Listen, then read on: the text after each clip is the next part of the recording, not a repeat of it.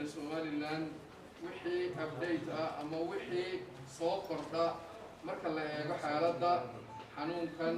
covid19 ee saameeyay dunida shalay halkan waxaynu ku shaacinay dad ku soo kordhay ama xaalado ku soo kordhay halkii ay maraysay numberka dadka lagu xaqiijiyay xanuunkan waxaynu shalay shaacinay 11 qof iyada oo aan idin sheegay shalay inay weli socdaan shaybaadhadu oo aan ilaa xalay laga rawixin ee uu shaqaynayay mishiinkii iyadoo shaqaalaha shaybaadhku ilaa saaka waa berigii ay shaqaynayeen waxa kale oo maantana aan idin sheegayaa inay xaaladeennii hore ku soo korodhay 11 qof oo kale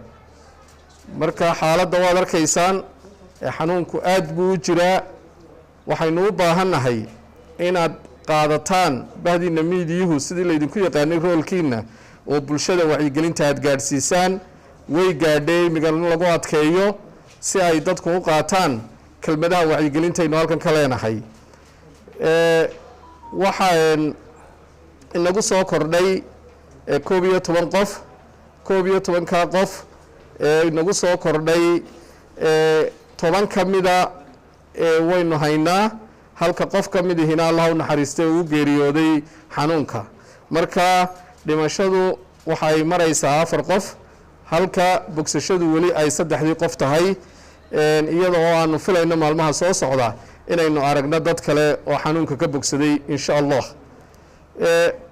haddii aan sheego dadka 48 saacadood oo u dambeeyay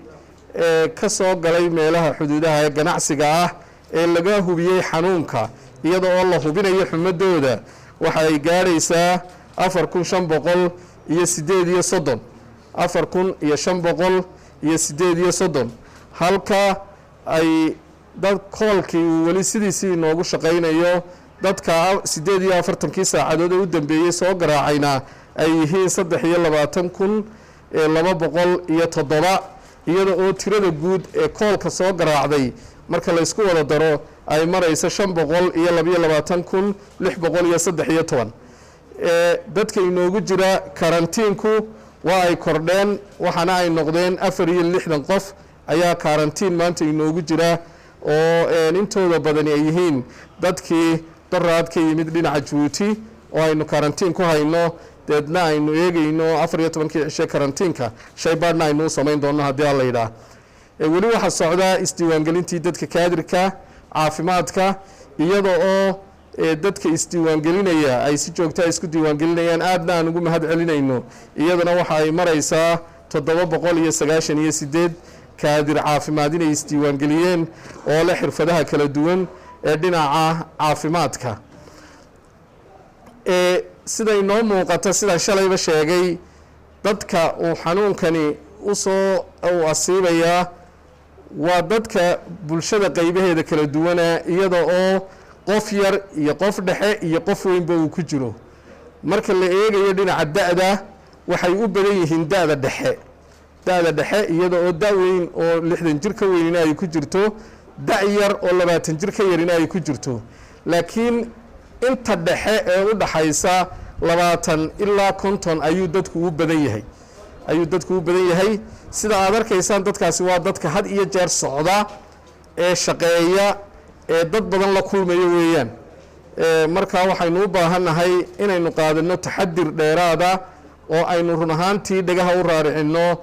kelmadaha wacyigelinta ee aynu leenahay oo dadku ay kala fogaadaan oo ay bulshada ka fogaadaan waxa kale oo aan maanta halkan ka sheegayaa in ay ilaahay khayr ha siiyo ninka hay'adda well remit leh inuu maanta ina guddoonsiinayo qayb kale oo qayb labaad hore wuxuu inoo guddoonsiiyey 100,000 oo face mask baalkaan afka ku xidhanaya maantana waxa uu ina guddoonsiinayaa cadad kale oo kana oo 40,000 ah iyo cadad kale oo kala la yiraahdo N95ka ee shaqaalaha la taxalluqaya qofka buka ah ee ka aad afka loogu xidho ah ee la yiraahdo N95ka oo isaguna 40,000 ah iyo baalaha gagaliska la yiraahdo muraadaha la xidhaan qolada shaybaadhku iyo qolada qofka patientka la dhil garaynaysa iyo goonis oo iyaguna min 2,000 ayuuna guddoonsiinayaa maanta oo iminka markaan halkan ka dhaqaaqa aynu ku guddoomi doono halkan xarunta dawooyinka ama stoorka weyna dawooyinka waxa kale oo inoo soo socda oo pipeline-ka ku jira oo soo wada Ismaaciil ilaa 3 container oo waxa lagaga hortagayo iyada oo qayb kamida oo wasaaradda ku wareejin doono qayb kamidana si aad u jaban ama qiimo aad u jaban oo qiimaha u dhaxeeya ilaa 1,500 2,000 shilin lagaga heli doono suuqa oo dadka intii aan ahayn shaqaalaha caafimaadka kuwan loogu talagalay ama hay'adaha dawladda aan ahayn ay dadka shacabkiina ay suuqa si dhib yar uga heli doonaan oo meel walba la geyn doono marka waxaynu u baahanahay intaana la ogaado oo aynu ku darno wacyigelinteena in qofku markasta oo u baxayo meelaha dadku ku badan yahay inuu afkana xidho gacmahana uu gloves gashado oo gacmo gashina sameeyo af xidhna uu sameeyo taas oo la ogaaday dunida oo dhan inay wax weyn ka tarayso fiditaanka xanuunka ma aha inay qofka ka difaacayso qaybo kamid qofka way ka difaacaysaa laakiin waxay muhiim u sii tahay qofkii xanuunka qaba ee aan la ogeyni inaanu dadka ku fidin oo aanu ku dad badan gaarsiinin marka uu baalkan xidhan yahay marka in la xidhaa waa waajib waxaynu u baahanahay inay dad bulshadu marka ay guriga ka baxayso ay xidhato marka meel dadku isugu imanayo la joogo la xidho markasta oo aad hawl dibadda ugu baxayso in af xidhka iyo gacan xidhkaba la xidho oo si weyn loo isticmaalo ayaynu u baahanahay iyada oo imika wixii ka dambeeya la heli doono marka ay imikana soo gaadho aan maanta la wareegno waxaanu filaynaa in aanu gaadhsiin doono hore waxaan qayb uga ahaydeen oo aad gaadhsiiseen oo aad baahiseen in cusbitaalada dalka oo dhan loo qaybiyey inta ku filan 3 bilood qalabkan ee ay shaqaaluhu xidhan karayaan hadday tahay hadday tahay gloveska iyo hadday tahay kuwa meelaha treatment centerka nooca N95 ka leeyahay hadday tahay gooniski 3 bilood soo socda wixii ku xidhan waynu gaarsiinay cusbitaalada dalka waxaan bilaabi doonaa berri wixii ka dambeeya in meelaha la yiraahdo xanaanooyinka amba meelaha la yiraahdo hooyada iyo dhallaanka xarumahooga aan dhammaantood iyagoo 220 xarumooda aan gaarsiin doono oo iyagana u qaybin doono qalabkan sidaa waxa ku dhamaystirmaya shaqaale weynihii wasaaradda horumarinta caafimaadka oo dhammaantood haysan doona haddii alla yiraahdo qalabkii ka hortaga dhammaantood haddii alla yiraahdo marka waxaynu gaarsiinaynaa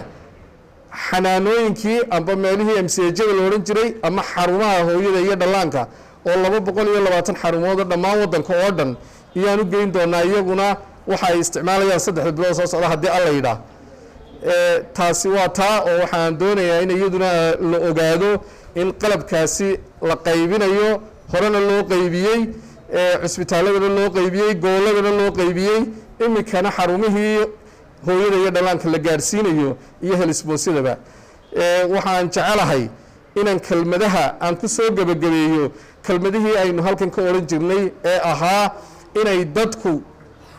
ay mar walba isticmaalaan ay joogto ka dhigtaan nadaafadda gaar ahaan inay gacmaha maydhaan in gacmaha ay maydhaan inay ka shaqeeyaan nadaafadda guud iyo nadaafadda gaarba laba dadka inta helaysa waa inay xidhataa af xidhka marka ay suuqa tagayso 3 waa in aynu isticmaalnaa nidaamka kala fogaanshuhu waa aalad muhiim ah oo xanuunkan lagu yareyn karo dunida oo dhan waxaynu ku jirnaa bil Ramadaan dadku guryahooga ha ku cibaadaystaan xanuunkii waxaad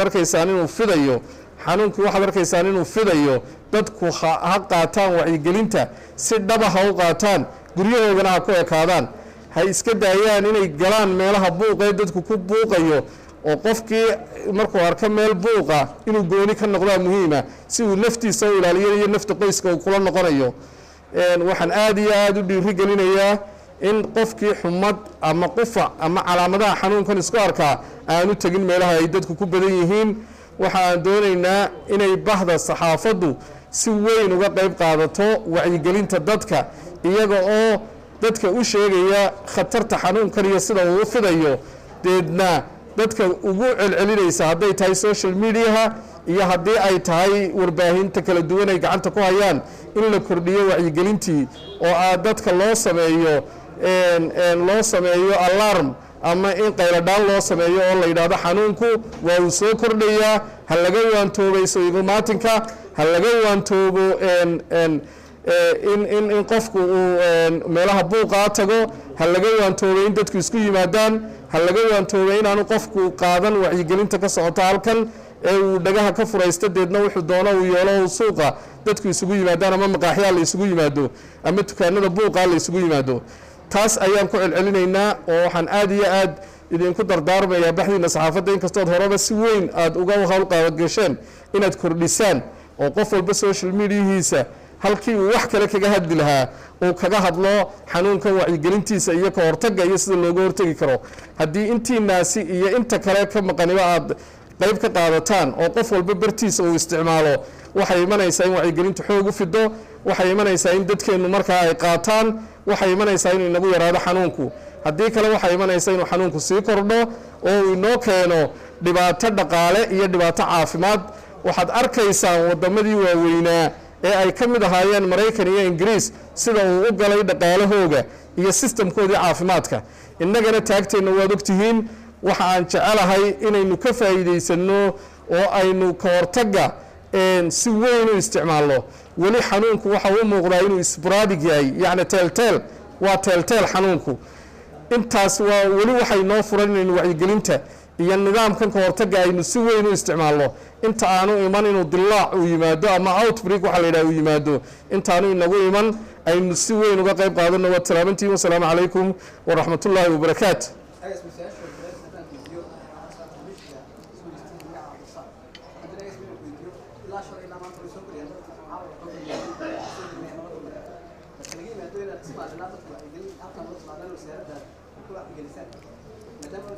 ما يصير مشكلة ما يصير مشكلة